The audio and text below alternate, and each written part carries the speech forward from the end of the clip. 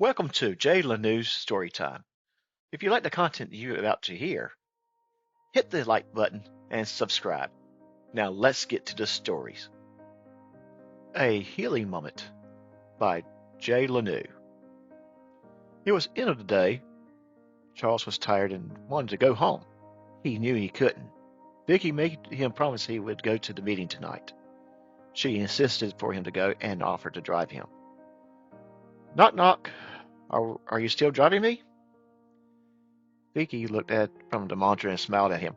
I am glad you are going. I thought we might get into another fight about this. Charles' body shook.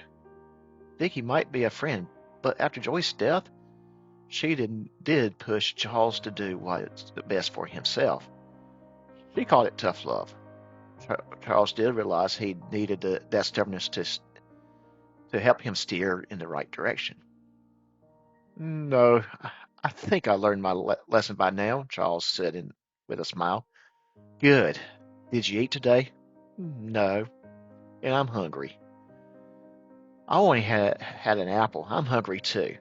Vicky grabbed her purse. I think I might have a coupon in here. She begins to dig into her bag. Are we getting dinner before the meeting then? Yes, we are. Vicky pulls an envelope out.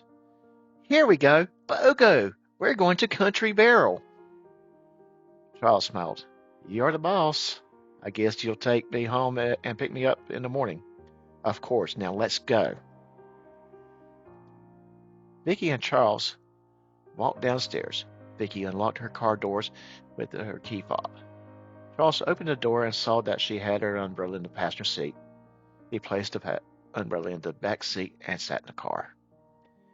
Vicky entered the car and started to drive.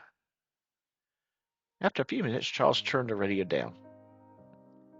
I need to talk to you about something, Charles quietly said. It's my fault that Joy was in the accident. Vicky pulled the car in a convenience store parking lot and stopped the vehicle. What are you talking about? She would not be there if I did not ask her to go to the store and get me the new tackle for the next weekend's fishing trip. Charles, stop it. It's not your fault. Yes, it is. I asked Joy to go there. She would not have been there if it was not for me. It was the driver's fault. You have to stop blaming yourself. You did nothing wrong. Vicky, please let me finish. Before I go to bed, I cannot sleep without thinking it should have been me. I can't forgive myself. I was selfish, and I could have waited for the tackle that I did not need. That is why I started to gamble. The adrenaline high that I received and when I won was so incredible. It was terrific because it replaced the depression and the anger.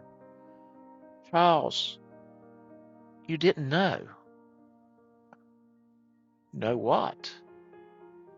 I texted Joy and asked her to meet me at Belk's.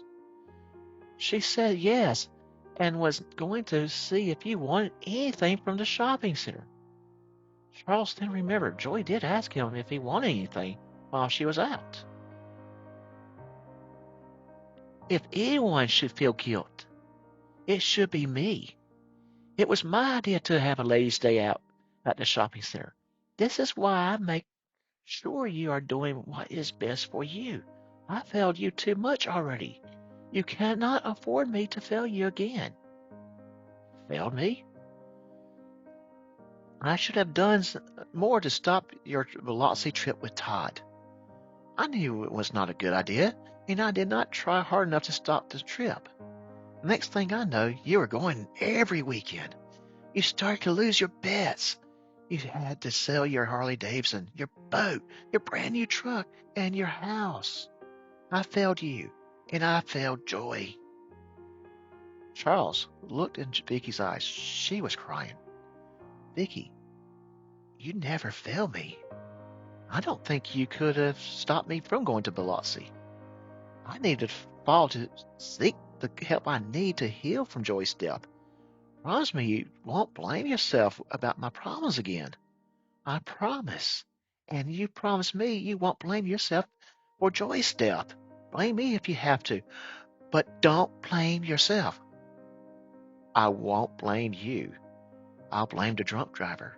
Do you feel better? Vicky asked. Charles thought for a second. Actually, I do. How about you? Yes, I do too. Are we hungry? We're hungry. Vicky places the car into drive and exits the parking lot. Charles had not felt this clear-headed in a long time. It was a strange feeling that he was not the one to blame.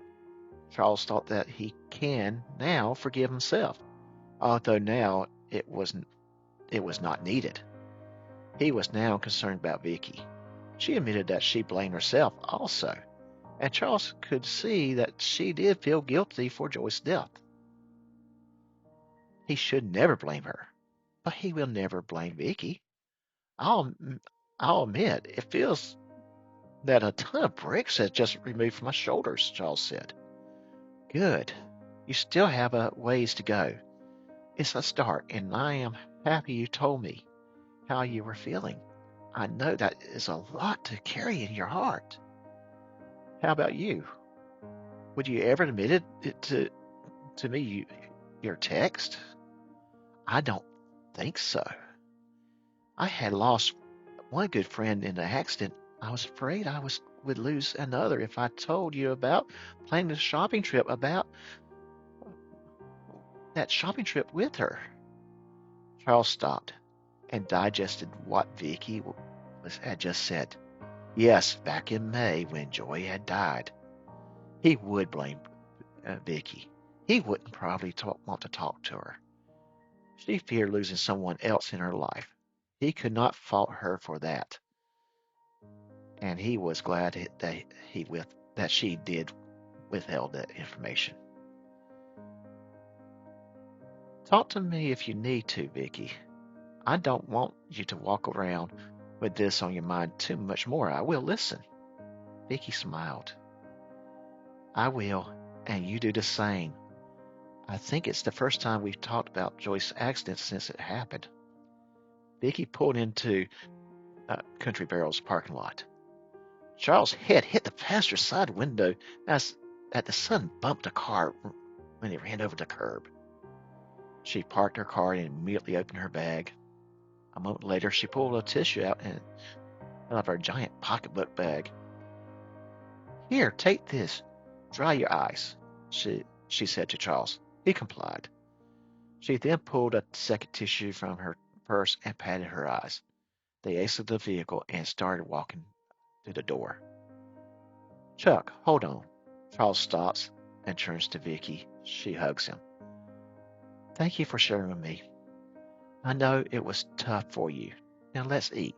Vicky then leads them into the restaurant. Thank you for listening to Jay Lanou Storytimes.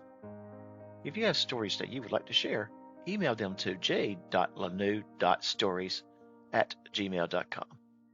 Until the next time, have a good day.